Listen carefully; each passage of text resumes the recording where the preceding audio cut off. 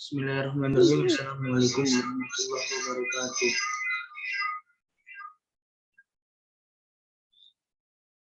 Alhamdulillahirabbil alamin. Wassalatu wassalamu ala asrofil anbiya'i wal mursalin wa ala alihi wa sahbihi ajmain. Waalaikumsalam. Pada kesempatan kali ini kita akan melakukan diskusi tentang interaksi dan proses sosial. Untuk materi yang pertama akan dibacakan oleh Ardi Prastio. Pada Ardi dipersilakan. Interaksi dan proses sosial.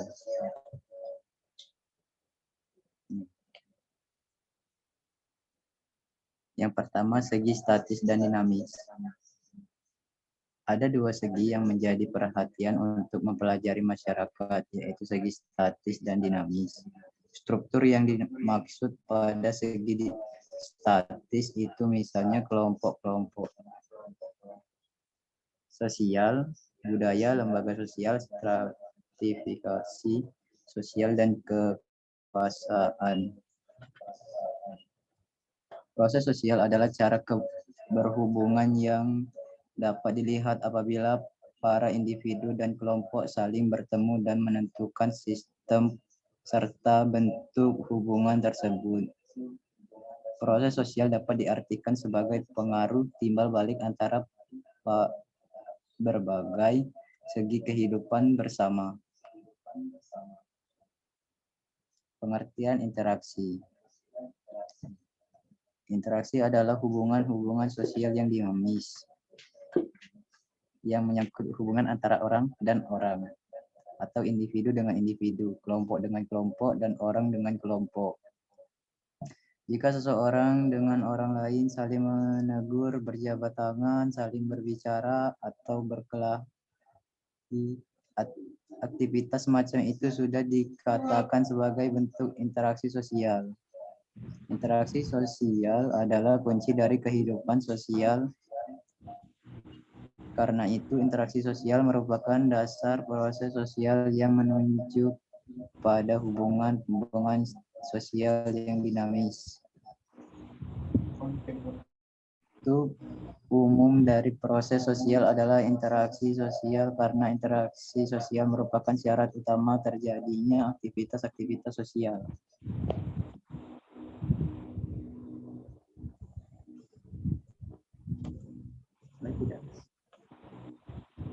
Faktor pendorong proses interaksi. Yang pertama, imitasi,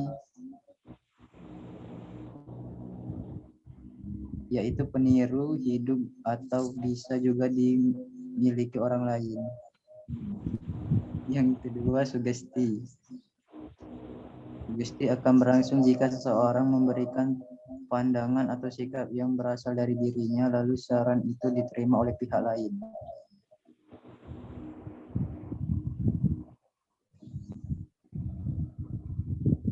Next.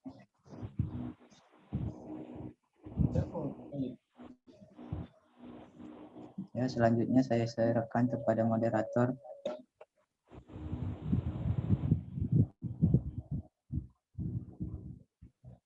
Baiklah, untuk materi selanjutnya akan dibacakan oleh saya sendiri. Identifikasi. Identifikasi merupakan kecenderungan atau keinginan dalam diri seorang untuk menjadi sama dengan pihak lain, dan kadang tanpa disadari menjiwai seseorang. Kemudian simpati. Simpati adalah proses di mana seseorang merasa tertarik pada pihak lain. Next.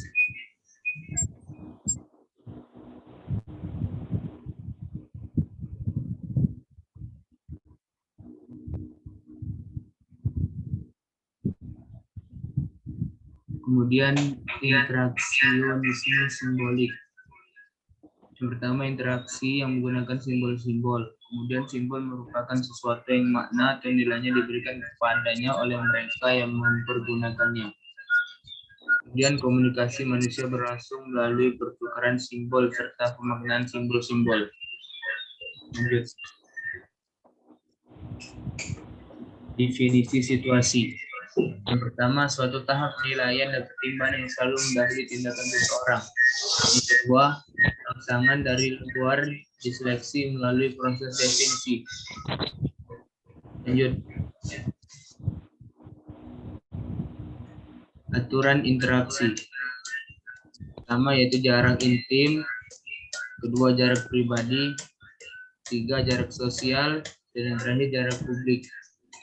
Lanjut.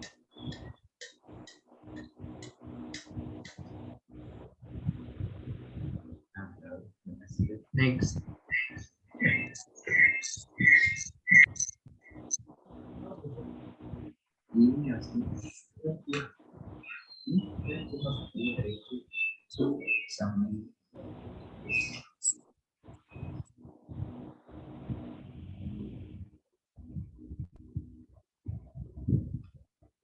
Dari sumber informasi. Yang pertama yaitu warna kulit, yang kedua usia, kemudian jenis kelamin, penampilan fisik, bentuk tubuh, pakaian, dan wacana.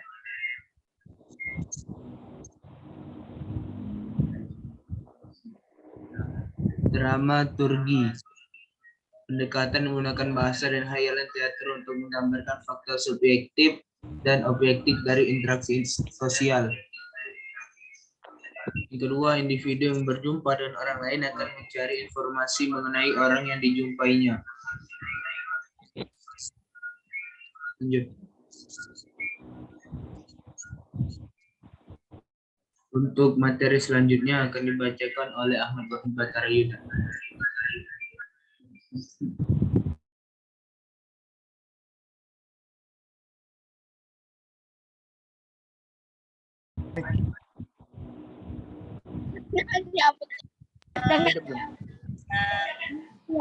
Syarat interaksi sosial. Interaksi sosial tidak memenuhi dua persyaratan. Itu ada kontak sosial, ada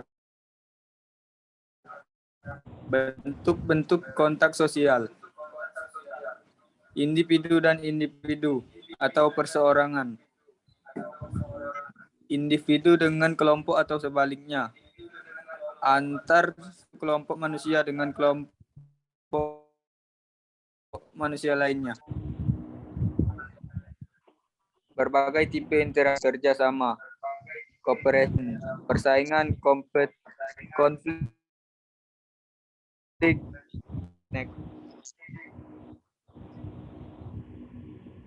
bentuk-bentuk kerjasama, soekanto, kerukunan, bergaining, kooptasi, joint venture.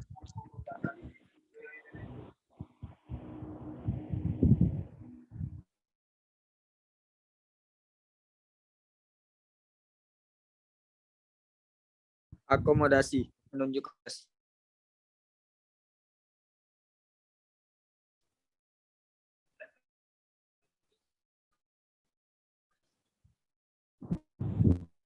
menunjuk pada keadaan perorangan atau kelompok manusia, nilai-nilai sosial yang berlaku dalam masyarakat. Sedang sebagai proses, artinya menunjuk pada usaha manusia untuk meredakan suatu pertentangan dalam rangka menuju pada kestabilan.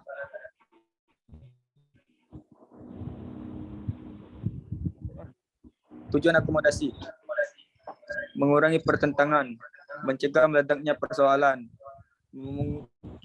memungkinkan terjadinya kerjasama antara kelompok-kelompok sosial, peleburan antar kelompok-kelompok sosial yang terpisah.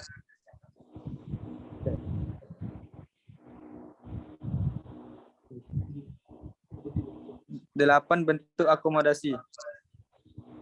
Bentuk coercion. Bentuk akomodasi ini prosesnya dilaksanakan. Bentuk akomodasi ini di mana di satu pihak berada dalam keadaan yang lemah bila dibandingkan dengan pihak lawan.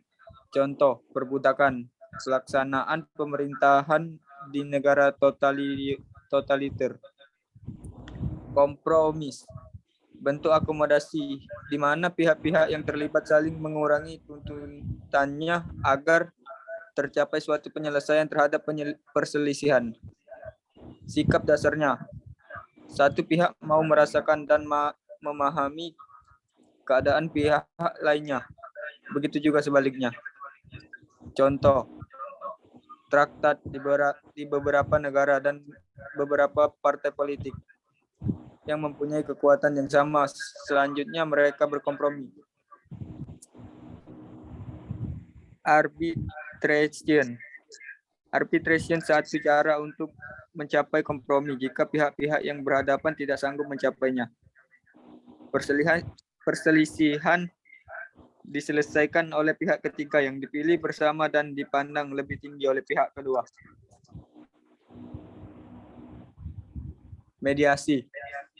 Mediasi hampir mirip dengan arbitrase. Di sini pihak ketiga diundang untuk mencari perdamaian, namun kedudukannya hanya sebagai penasihat dan tidak punya kewenangan membuat keputusan. Konsiliasi. Metode ini adalah suatu usaha untuk mempertemukan keinginan dari pihak-pihak yang berselisih demi tercapainya suatu tujuan bersama. Metode ini lebih lunak daripada koersi. Contoh, komite yang menangani masalah perburuan. Toleransi. Metode ini merupakan bentuk akomodasi tanpa persetujuan yang formal bentuknya. Toleransi ini kadang timbulnya tanpa direncanakan atau tanpa sadar karena watak orang atau kelompok yang menghindari perselisihan. Stalemate. Metode ini merupakan suatu akomodasi di mana pihak-pihak yang bertentangan karena mempunyai kekuatan yang seimbang berhenti pada titik tertentu dalam melakukan pertentangannya. Contoh Amerika Serikat dan Rusia dalam hal nuklir. Adjudikasi. Adjudikasi adalah penyelesaian di pengadilan. Selanjutnya saya serahkan kepada moderator. Juga untuk materi selanjutnya akan dijelaskan oleh Anggun Dwi Cahya. Pada Anggun Dwi Cahya dipersilakan. Baiklah, saya akan menjelaskan tentang apa sih itu? Hasil-hasil akomodasi. 1. Menghindarkan masyarakat dari benih-benih konflik. 2. Posisi. 3. Mengkoordinasi terhadap berbagai kepribadian yang berbeda. Bagi yang kalah berkompetisi tetap diajak untuk bekerja sama.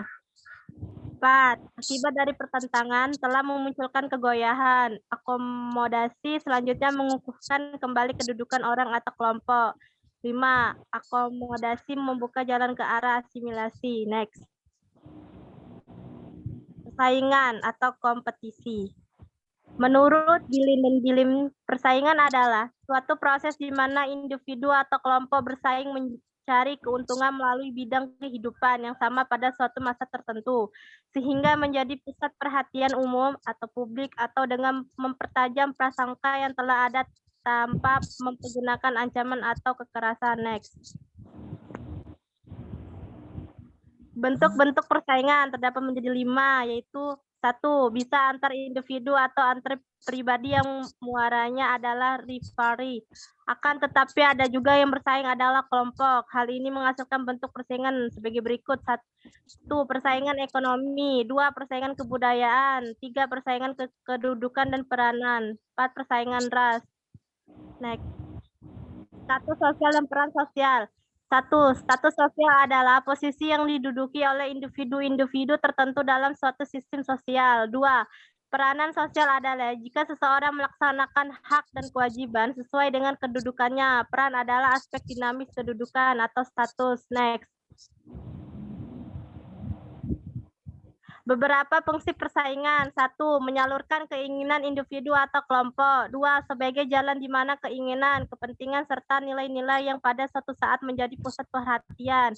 3. Sebagai alat mengadakan seleksi atas dasar seks dan sosial. 4. Sebagai alat penyaring para warga atau pendekatan fungsional atau adanya pembagian kerja yang efektif. Hasil dari persaingan. 1. 1, adanya kemajuan. 2, munculnya solidaritas kelompok. 3, kemungkinan munculnya disorganisasi. Next. Konflik atau pertentangan adalah suatu proses sosial di mana individu atau kelompok berusaha memenuhi tujuannya dengan jalan menantang pihak lawan baik dengan ancaman atau kekerasan menurut Sarjono atau Sukanto. Hal-hal yang mendorong munculnya pertentangan antara lain 1, adanya perbedaan individu-individu, 2, adanya perbedaan kebudayaan, 3, adanya perbedaan kepentingan, dan 4, adanya perubahan sosial. Next. Bentuk-bentuk dan akibat dari pertentangan. 1, pertentangan individu atau pribadi. 2, 3, pertentangan kelas sosial. Pada umumnya disebabkan ada pertentangan kepentingan. 4, pertentangan politik. Dan 5, pertentangan yang bersifat internasional. Akibat dari bentuk-bentuk pertentangan tersebut. 1, makin kuatnya solidaritas in group. 2, sebaliknya bisa memunculkan goyah dan retaknya integrasi kelompok. 3, munculnya perubahan kepribadian. Dan 4, akomodasi, dominasi, dan takluknya satu pihak tertentu. Next. Komunikasi. Terjadinya kontak sosial tidak semata tergantung dengan sebuah tindakan, namun adanya tanggapan terhadap adanya tindakan. 1, aspek kepentingan komunikasi. 2, ciri khusus dari komunikasi manusia. 3, simbol bisa abstrak simbol atau mengarahkan tanggapan kita atau membantu mempersatukan atau mengkonsepsikan aspek-aspek dunia. Next.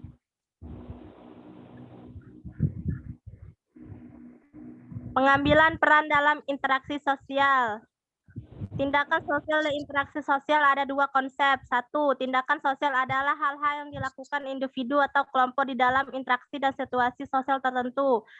2, interaksi adalah hubungan antara individu dan individu, kelompok dengan kelompok, atau individu dengan kelompok. 3, interaksi sosial adalah syarat utama bagi terjadinya aktivitas sosial dan hadirnya kenyataan sosial. 4, kenyataan sosial itu sebagai suatu didasarkan pada motivasi individu dan tindakan-tindakan sosial. 5, interaksi akan atau jika antar pihak yang berinteraksi tidak saling memahami motivasi dan makna tindakan sosial yang mereka lakukan. Pandangan Herbert Mead dan Irving Goffman tentang interaksi sosial. Agar interaksi sosial bisa berjalan dengan tertib dan teratur, adanya agar masyarakat dapat berfungsi normal. Maka yang diperlukan bukan hanya kemampuan atau tindakan sesuai dengan konteks sosialnya. Konsep Goffman yaitu tentang seni pengaturan pesan. Contoh, pemuda yang akan diperkenalkan dengan calon mertuanya.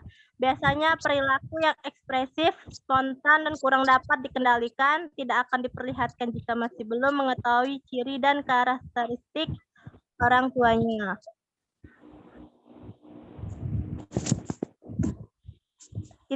Interaksionisme simbolik.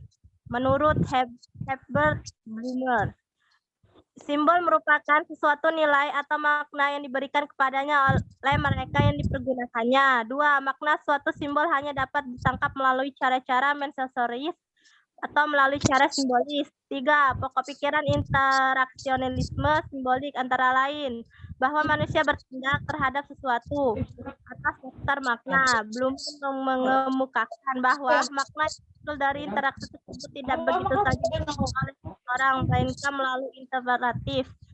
Contohnya, orang akan menanggapi ucapan selamat pagi tergantung pada penafsirannya apakah seseorang bersikap baik atau sebaliknya. Definisi interaksi adalah kunci dari kehidupan. Mengapa?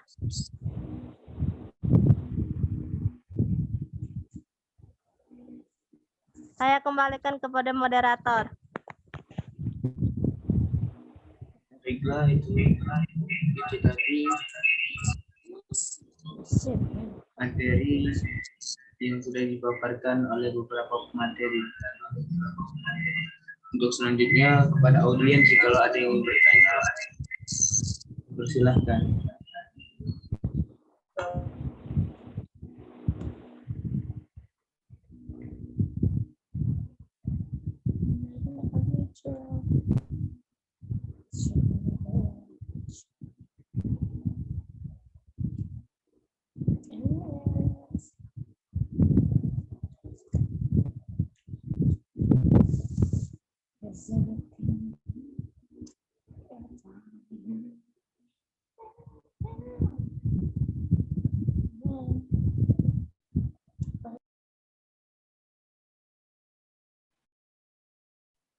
Jikalau audiens tidak ada yang ingin bertanya,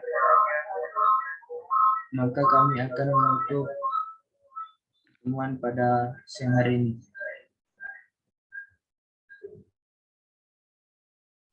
Sekian dari kami. Assalamualaikum warahmatullahi wabarakatuh. Waalaikumsalam.